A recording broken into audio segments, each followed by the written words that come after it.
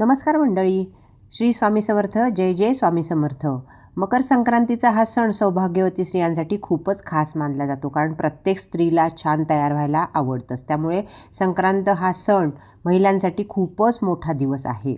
आजच्या व्हिडिओमध्ये मी तुम्हाला सौभाग्यवती स्त्रियांनी कोणत्या रंगाची साडी नेसावी, त्याचबरोबर कोणत्या रंगाची साडी नेसू नये, संक्रांतीसाठी कोणते शुभ रंग आहे, या दिवशी अनेक स्त्रिया बांगड्या भरतात, तर बांगड्या भरताना कोणत्या रंगाच्या बांगड्या अजिबात घालायच्या नाही आणि कोणत्या रंगाच्या बांगड्या आपण घालू शकतो आणि बांगड्या घालण्याचे काय नियम आहेत, अशी बरीचशी माहिती या व्हिडिओमधनं मी तुम्हाला देणार आहे. तर व्हिडिओ शेवटपर्यंत पहा. यावर्षी म्हणजे 2026मध्ये मकर संक्रांत बुधवारी 14 जानेवारी 2026ला साजरी केली जाणार आहे. मराठी पौष महिन्यात सूर्य मकर राशीत प्रवेश करतो तेव्हा संक्रांतीचा सण आपण साजरा करतो. या दिवसापासनं सूर्याचे उत्तरायण सुरू होते, म्हणजे सूर्य पूर्वेला उगवतो पण तो उत्तरेकडे जास्त झुकलेला दिसतो. संक्रांतीपासून वातावरणातील थंडी ही हळूहळू कमी व्हायला लागते. तसे संक्रांतीपासून दिवस हा तिळातिळाने मोठा व्हायला लागतो, कारण मकर संक्रांतीच्या आधी दिवस लहान असतो आणि रात्र मोठी असते. पण मकर संक्रांतीपासून दिवस हा हळूहळू मोठा होत जातो आणि रात्रही लहान होत जाते. तर बघा मंडळी, मकर संक्रांतीला स्नान, दान, धर्म, देवदर्शन, तप यांना विशेष महत्त्व दिलं जातं. या दिवशी पवित्र नद्यांमध्ये स्नान करणं खूप पुण्यकारक मानलं जातं. तसेच या दिवशी दान केल्यामुळे सर्व प्रकारच्या मनोकामना पूर्ण होतात आणि खूप पुण्य प्राप्त होतात. तसेच सूर्यदेवाचा आशीर्वाद देखील प्राप्त होतो. विशेष म्हणजे मकर संक्रांतीचा सण हा नात्यातील गोडवा वाढवण्यासाठी खूप महत्त्वाचा मानला जातो, कारण या दिवशी सर्वच जण एकमेकांना तिळगुळ देऊन आनंद व्यक्त करतात. तर अशा प्रकारे मकर संक्रांतीचे खूपच महत्त्व आहे. पण त्याचबरोबर स्त्रियांसाठी सुद्धा हा सण अतिशय महत्त्वाचा मानला जातो, कारण या सणात हळदी कुंकवाला विशेष महत्त्व दिले जातं. म्हणूनच आपण संक्रांतीच्या दिवसापासून रथसप्तमीपर्यंत कधी पण हळदी कुंकू करू शकतो आणि त्यामुळे संक्रांतीचा सण हा महिलांसाठी खूप महत्त्वाचा मानला जातो. आता यामध्ये स्त्रियांना खूप प्रश्न पडलेले असतात की या दिवशी कोणत्या रंगाची साडी नेसावी किंवा कोणत्या रंगाची साडी नेसू नये, संक्रांतीसाठी कोणते शुभ रंग आहे. तर आपल्या हिंदू धर्मात प्रत्येक रंगाचे वेगवेगळे असे अनन्यसाधारण महत्त्व आहे, कारण प्रत्येक रंग आपल्याला एक वेगळी ऊर्जा प्रदान करत असतो. काही रंग सकारात्मक, शुभदायक लहरी प्रदान करत असतात आणि काही रंग जे आहेत ते अशुभ मानले जातात, नकारात्मक प्रतीक मानले जातात.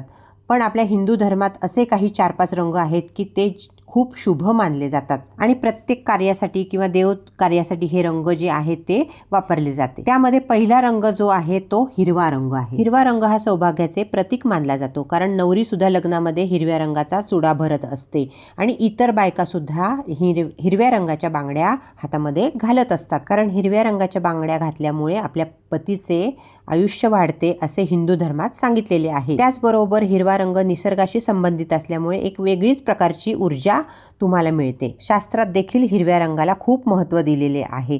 ताणतणावाच्या प्रसंगी हिरव्यागार झाडांकडे किंवा हिरव्यागार गवताकडे काही वेळ मनसोक्त पाहिल्याने आपले मन जे आहे ते शांत होत असते. आपल्या डोळ्यांना सुद्धा शीतलता प्राप्त होते. म्हणून हिरव्या रंगाचे खूप अनन्यसाधारण महत्त्व आहे. त्याचबरोबर आपण देवीची ओटी भरताना सुद्धा हिरव्या रंगाचा ब्लाऊज पीस किंवा हिरव्या रंगाची साडी आपण घेत असतो. त्यावरूनच हिरवा रंग देवीला किती प्रिय आहे हे तर आपल्याला माहीतच आहे. आणि जर शक्य झालं तर तुम्ही हिरव्या रंगाची साडी संक्रांतीला नेसू शकता. आणि तुम्हाला हिरवा रंग जर नको असेल तर आपल्या हिंदू धर्मशास्त्रामध्ये लाल रंगसुद्धा खूपच शुभ मानला जातो. लाल रंग हा सर्वात आकर्षक मानला जातो.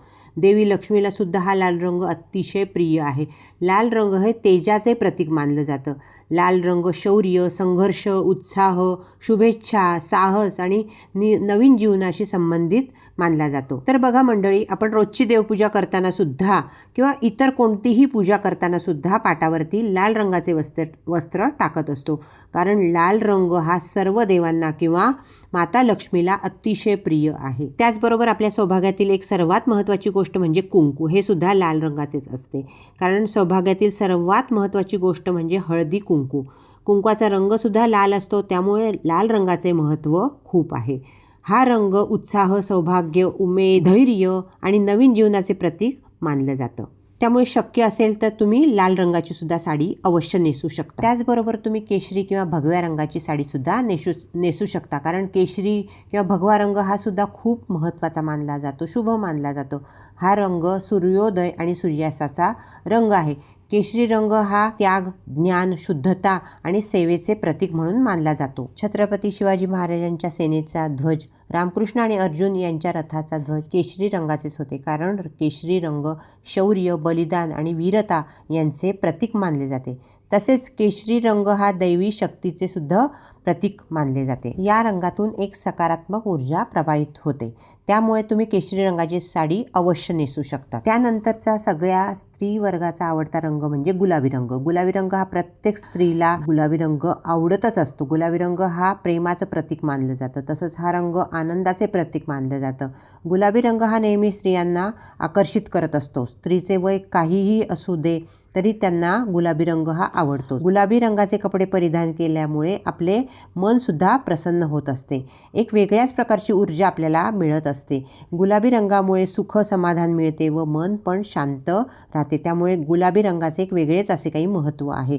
त्यामुळे तुम्हाला संक्रांतीला गुलाबी रंगाची सुद्धा साडी तुम्ही नेसू शकता. हे जे मी सगळे रंग सांगितलेले आहेत, हे रंग सगळे शुभ आहेत. त्यामुळे संक्रांतीच्या दिवशी आपण हे रंग घालू शकतो. आणि असे रंग संक्रांतीच्या दिवशी परिधान केल्यामुळे बाहेरची उष्णता शोषून घेतली जाते आणि आपले शरीर उबदार ठेवलं जातं. त्यामुळे शक्यतो तुम्ही या रंगाचे कपडे परिधान केले तर थंडीपासून सुद्धा संरक्षण होते. म्हणून गडद रंगाचे कपडे या दिवशी घातले जातात.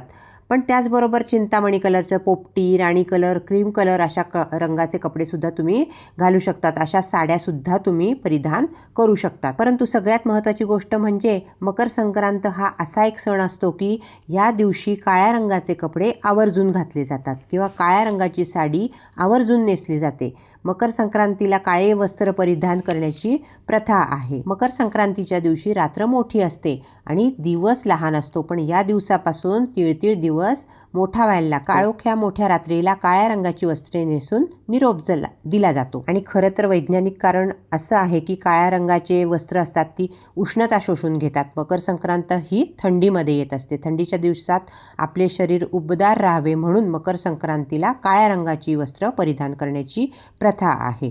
थंडीच्या दिवसात तीळ हे देखील शरीरास खूप उपयुक्त असतात, म्हणून तिळगुळ देण्याची प्रथा पडली असावी असे वाटते. वर्षभरात कोणाशीही भांडण झालेले असेल तर मकर संक्रांतीच्या दिवशी तिळगुळ देऊन क्षमा मागून सगळं विसरून जायचं असतं, अशी प्रथा आहे. आता आपण या काळ्या रंगाचं सुद्धा महत्त्व पाहिलं. काळ्या रंगाची सुद्धा आपण साडी नेसू शकतो. पण आता तुम्हाला प्रश्न पडला असेल की या दिवशी कोणत्या रंगाची साडी नेसायची नाही, तर आपल्या हिंदू परंपरेनुसार संक्रांती देवीने ज्या रंगाचे वस्त्र परिधान केलेले आहे तो रंग आपल्याला वर्ज्य करायचा असतो. दरवर्षी संक्रांती देवी वेगवेगळ्या रंगाचे वस्त्र परिधान करत असते आणि ही पद्धत अगदी पूर्वीपासून चालत आलेली आहे. संक्रांत जवळ आली की सर्व महिलांची ही चर्चा सुरू असते की यावर्षी संक्रांत कशावर आलेली आहे किंवा संक्रांत कोणत्या रंगावर आलेली आहे. म्हणून यावर्षी 2026ला संक्रांत पिवळ्या रंगावर आलेली आहे. त्यामुळे यावर्षी संक्रांतीला पिवळ्या रंगाची साडी चुकूनही नेसायची नाही.